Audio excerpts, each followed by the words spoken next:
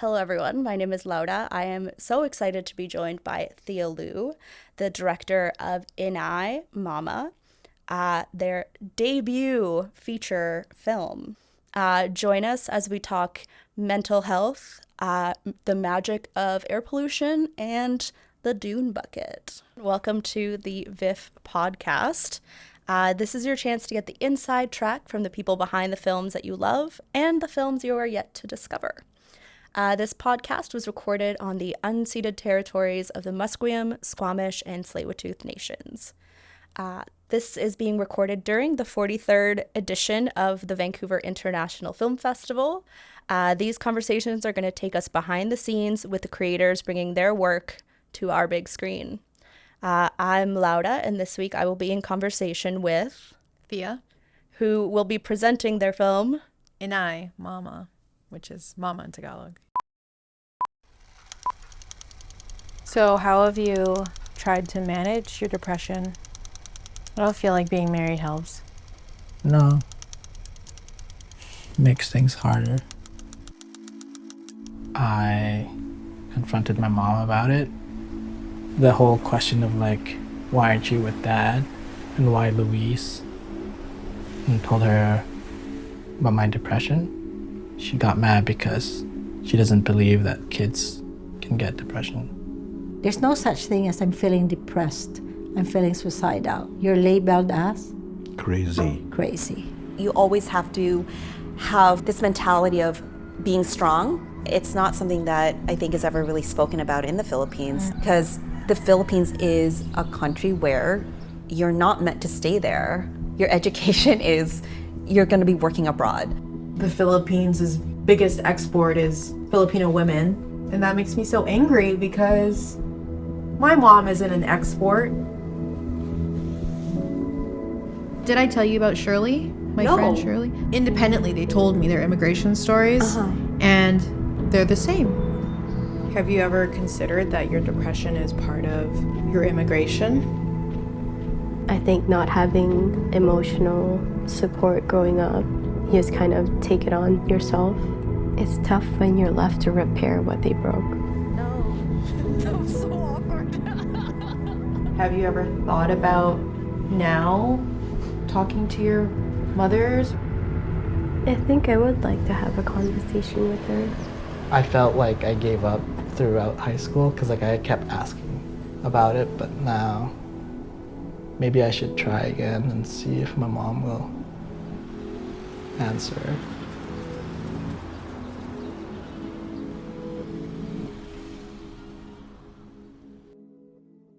Thea. Tell us a little bit about your film.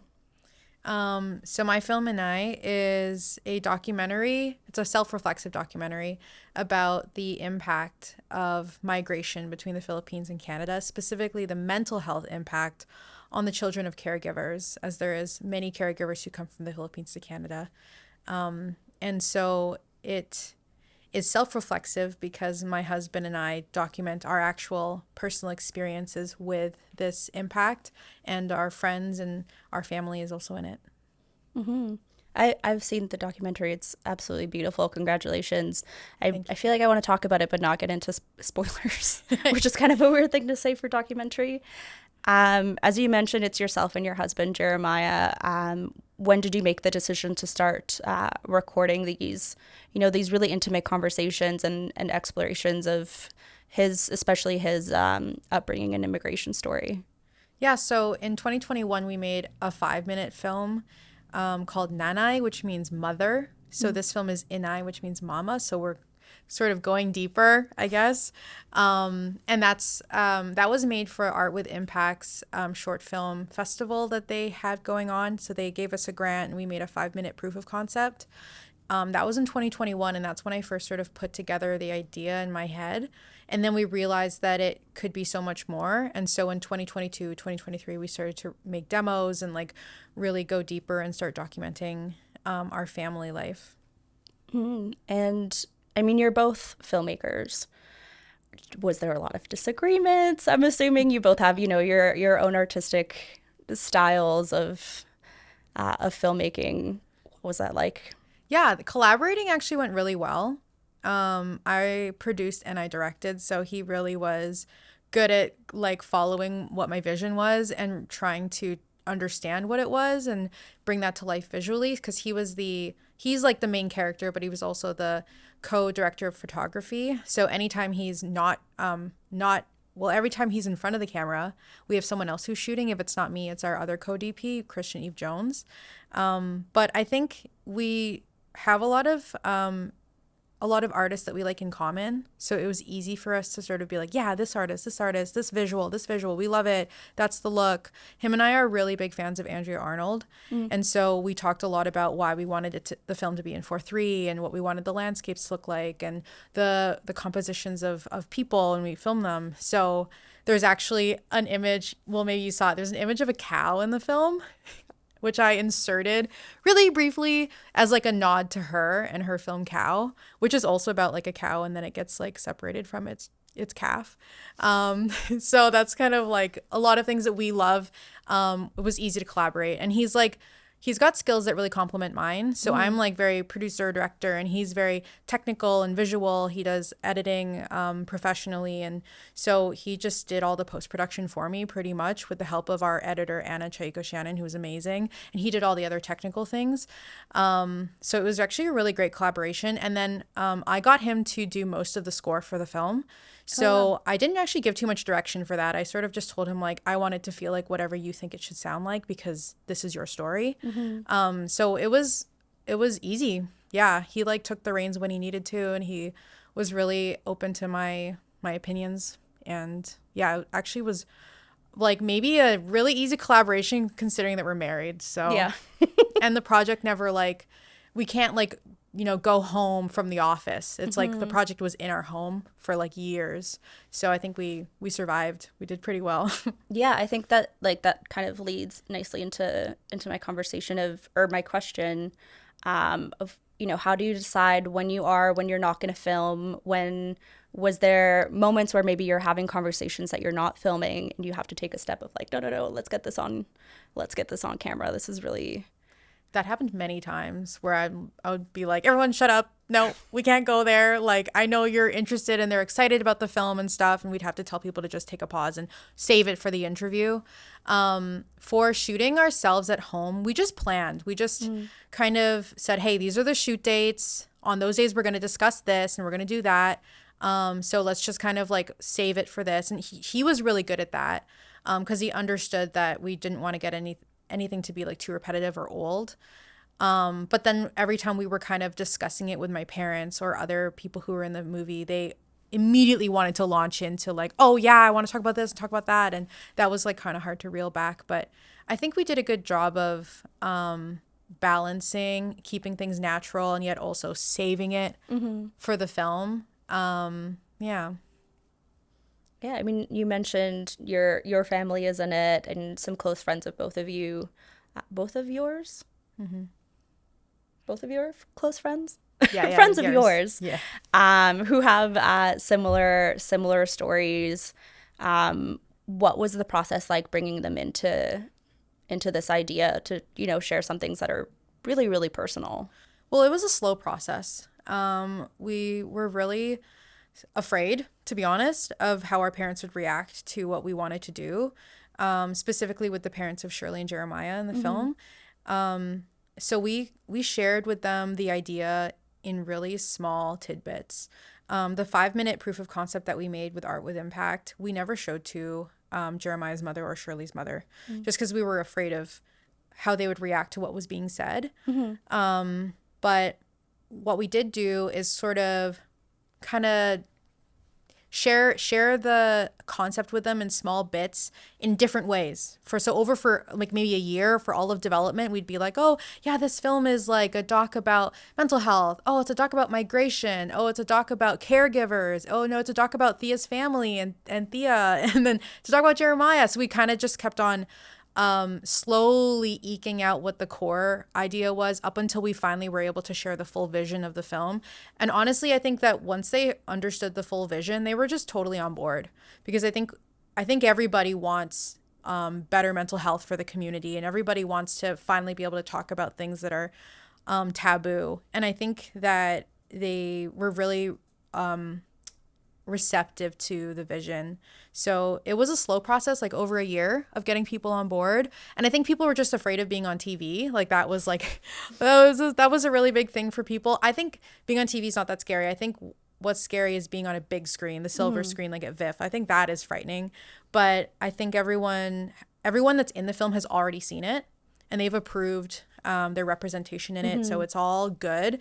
And I think it's going to be really interesting for, I really want to sit beside my mother and see how she reacts to being on the big screen, but she's amazing in the film. So yeah. I was gonna say, I would already start crying as soon as the movie would start if I knew that there were moms in the audience from the film. I think 2 of the moms will be there out of 3. Yeah. That's so special though. Like, you know, it talks a lot about mental health, and you've spoken about that as being part of the process. How did you take the steps to take care of yourself and Jeremiah and everyone else? Because you're really putting yourselves out there, and even when you're not on camera, it's still really it exposes you in terms of how you interact with other people's mental health. How did you take care of yourselves during the whole process? One thing that I did early on is I took actually this online course for social workers. Actually, I had to like ask if I could be in it because I'm a filmmaker, not a social worker, but it was about refugee and migrant mental health. So I took a whole course just sort of learning about that, and specifically for Canadians, and learning about what the Canadian government was sort of aware of, what the work was being done in the community for both migrants and refugees. And that was really helpful for just like giving myself a foundation to feel confident about what I was even talking about. And then otherwise, me and Jeremiah had been in therapy, like counseling, prior to beginning the shoot, not for the film, but just generally, which I think really helped us sort of be more open about discussing our mental health with each other. Definitely making the proof of concept and then going through a very long development process helped make this whole thing slow and not too like dramatic or crazy. It was really like a process that was very gentle in that sense.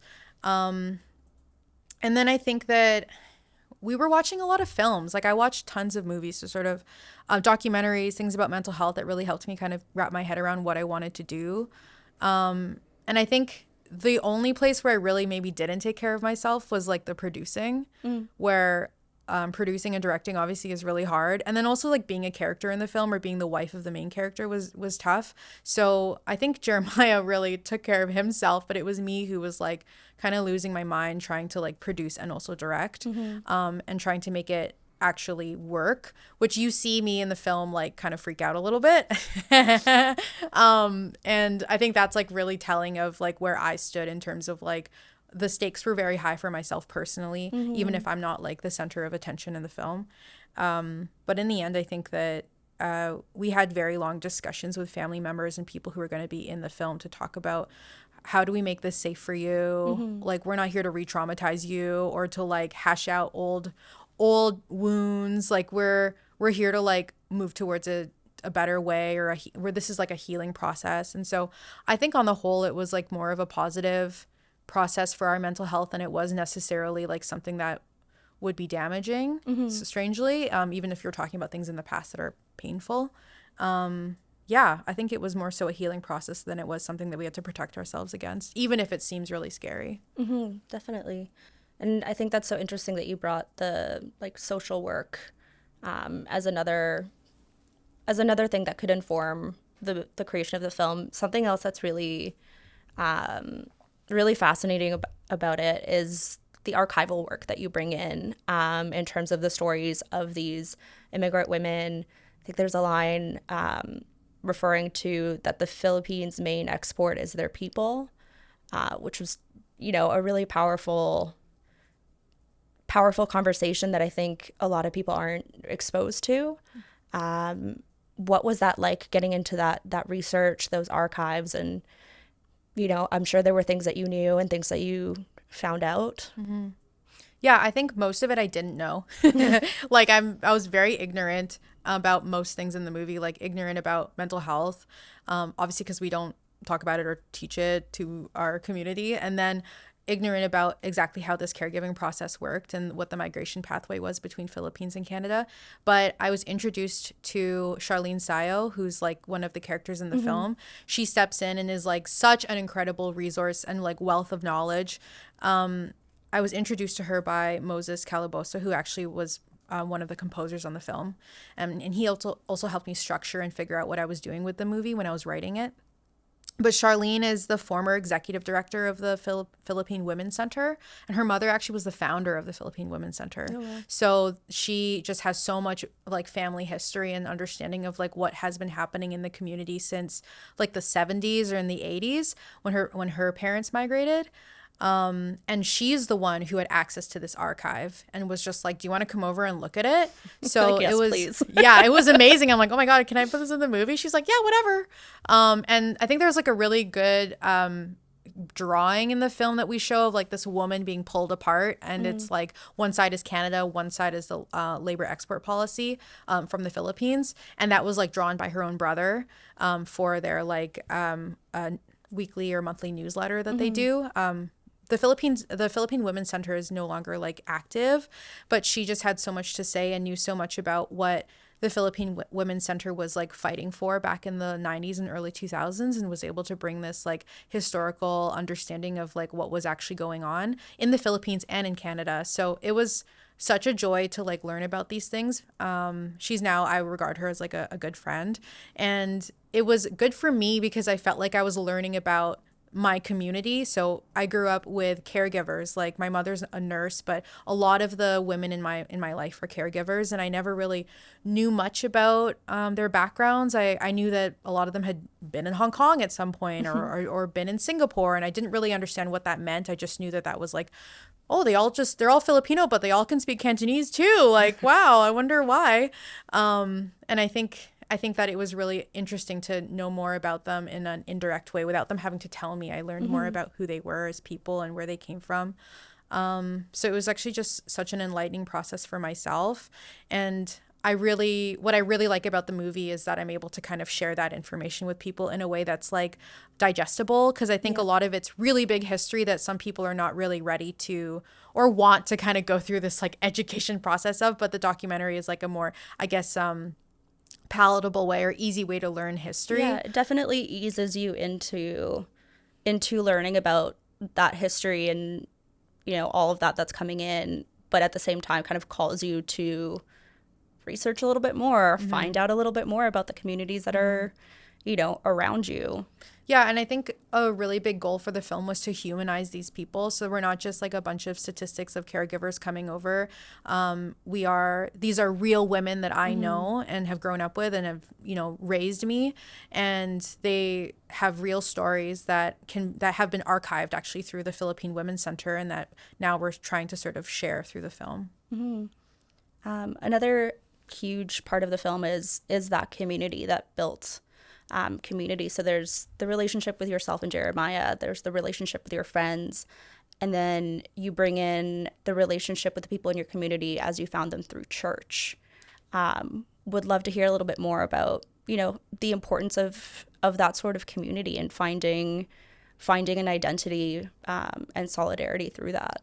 Yeah, I think that the church specifically was a place where in the past and still to this day a lot of new immigrants come to find community, safety, friends, to create a safe place for them to express themselves and celebrate their culture. So I think that plugging into some kind of community, like if not a church, something adjacent to that, is so important. And for me, growing up in that community, because my father is a pastor, I think was so and is so valuable, because I have, for example, even just language skills. Like I can understand Tagalog, although I can't speak it. And my parents, we don't speak Tagalog is not our language. We speak another dialect from the Philippines called Cebuano, but I wouldn't know the national dialect and be able to understand it had I not grown up in a church where that's what people had to speak to kind of get on the same wavelength. Because in the Philippines, there's so many dialects, everyone has their own, but everyone would come together to a church and they would speak the national dialect, the national language, which is Tagalog. So I'm so glad that like I grew up in this community where I now have this language skill, and obviously got to know all of these like women largely caregivers who just took care of me. And I think that there's a lot of people who found themselves outside of that community. For example, Shirley in the film, she grew up largely in Cobourg in the middle of nowhere in Ontario and didn't have that strong church community or something like it to sort of help her be able to unpack and digest who she was as a person. And so that's why in the film she talks about like just the difficulty of accepting who she was and like feeling like she was always an outsider or different. Her line is like, I was the only brown kid in a white ass school. That's her line, right? And it was really like her and her sister, really. But, you know, that is painful when you aren't able to speak your language. You know, Jeremiah has actually sort of lost his language skill a little bit. And he's only now since been like kind of rehabilitating it. So I think that, I think if you don't have people that you're comfortable with or who can understand your culture, your cultural background, then you could lose a lot of yourself. And I think it's important to find that community that you feel safe in and can celebrate who you are and where you're from and be able to be yourself. And I think for myself personally, as a person who was born in Canada but also raised in a Filipino church, I'm just so glad that I feel like I am comfortable in both, and I've like been able to more clearly understand my Filipino Canadian hyphenated identity, and maybe that came to me more easily than say Jeremiah and Shirley, who had to come from far away and like plug into or not be able to plug into communities as easily maybe or at all. There were some moments that were shot in the Philippines. Is that what was it like going out and filming out there? It was really hot. It was like so burning hot. We could only shoot for like 20 minutes at a time. Is that humid heat too? Yeah, humid heat, like just dying and we would look unpresentable on camera. Like we couldn't shoot ourselves because we would be just like sweating buckets. So it was a really great experience though. Like Jeremiah hadn't been to the Philippines in like over a decade, maybe almost 2 decades actually. So for him to go back and to see like the home that he grew up in was like very special and important. Also because we're newly married, we hadn't yet gone to the Philippines and like introduced our spouse to our extended family. So it was a very exciting time. And it was great. It was such a good time. My aunt actually was really supportive of us, and she like rented a vehicle and took us driving all around the lower part of our island so we could get the landscape shots that I wanted. So you could find the cow. So we could find the cow. Like she's actually there standing like on the side of the road or in the vehicle waiting for me when I was shooting those images. And my grandma was with us too in the car, just like being supportive. So it was really fun, and it was a great like learning experience for him to see where my family's from and for me to see where his family is from. And I think that my goal of shooting in the Philippines was to capture like the correct atmosphere and the correct like juxtaposition to Canada. And I'm really happy that we got what I wanted.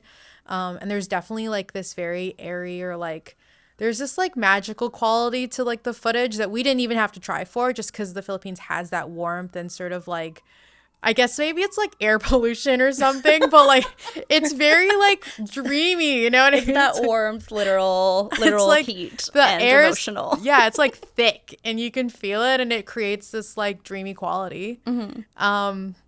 Not at my island, just saying, not in my island, but the place where we went to for him.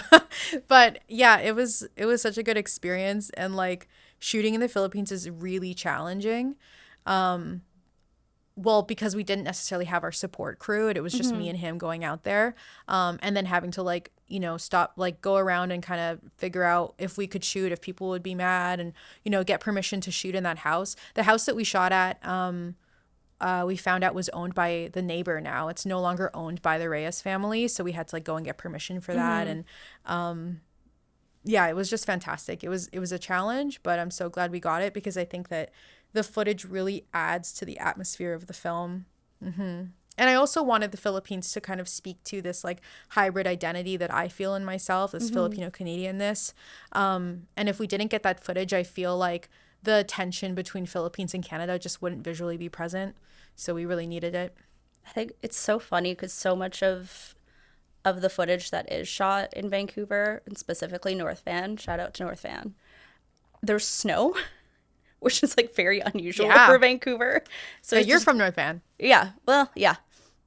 So there's that, I don't know. It was very interesting seeing the city covered in snow and then having that as the juxtaposition to Philippines. And, you know, for so many people, they imagine Canada as always being under snow. And I'm like, Vancouver's different. Yeah, we waited for those perfect days. You know, like we really planned it out and like tried to make sure that we got those really snowy days in North Van, which only happened for maybe a week or two, of course. Like it's not very long. It's a very small window. Same as when we shot our proof of concept as well. I was living in Coquitlam at the time, and I waited every single day until it finally dumped, and I went out and shot with Jeremiah. But I think we wanted to keep that snowy consistent like aesthetic consistent, just because all of Ottawa was like covered in snow and truly was like -30 or something. So I'm really glad that it worked out. Yeah. Tell me about Asian persuasion. Asian persuasion? Okay. So Laura knows what this is because you're deep in my history, Laura. So Asian persuasion started out as a trio at SFU, where Laura was present. So it was me, myself, Thea Loo, Natalie Morale, and Steph Porter. We were a trio. We gravitated to each other in uni off the bat because obviously we have so many things in common, but we're also like the 3 Asians in the SFU cohort that year, and so we became really close friends. We started making projects together. Since then, one of the trio has sort of like stepped back from filmmaking, although is a great like content creator and like very talented person. And now it's just become me and Natalie. And we've sort of rebranded from Asian Persuasion to No More Productions. And so we've sort of started a sort of little production company, which is just her directing and me producing and vice versa, depending on the project. So it's this really great university buddy relationship that's blossomed into this very dedicated and strong filmmaking relationship. So that's us. Yeah. Awesome. I think it's popcorn time. Okay. Oh, no. Oh, Are you they ready like for the personal or ASMR are they sound like of this? movie? I'm not good on the spot like that. We'll see. Well, what is the strangest film merchandise you've ever seen? The Dune popcorn bucket. 100%. I put my hand in there and it's awkward. It's really You uncomfortable. saw one and you Yeah. So my super nerd colleague, Sam Mason, shout out, amazing filmy dude that I work with. He like went the day that the popcorn bucket was available. Like when Scotiabank opened, like he wasn't even there for a film. He like went there and was like, "Hi, I'm here for the popcorn bucket." And then he brought it back to the Cinematheque where we work and he let me put my hand in it. And it was really uncomfortable. You should replace this with the Doom popcorn bucket. I think you can get them for Yeah. like $200. Sam got it for $20 or something. Like he got it like right when it I've definitely dropped. seen it on Facebook Marketplace for like close to $100. That's insane. That's insane. What a time to be alive. Yeah. Yeah. Okay. Well, on that note, you have been listening to the VIFF Podcast. Thanks to our community broadcast partner, Tell a Story Hive, for their support. If you're enjoying the show, please rate and review and be sure to hit subscribe so that you don't miss an episode. Visit viff.org to learn more about the festival and see what's on VIFF Center year round. Huge shout out to Thea. Yeah. Thank you. Thanks for having me. Yeah, thank you so much, Thea. It's so amazing to see you doing the thing and kicking ass. Can I say ass? Kicking ass. Thank you.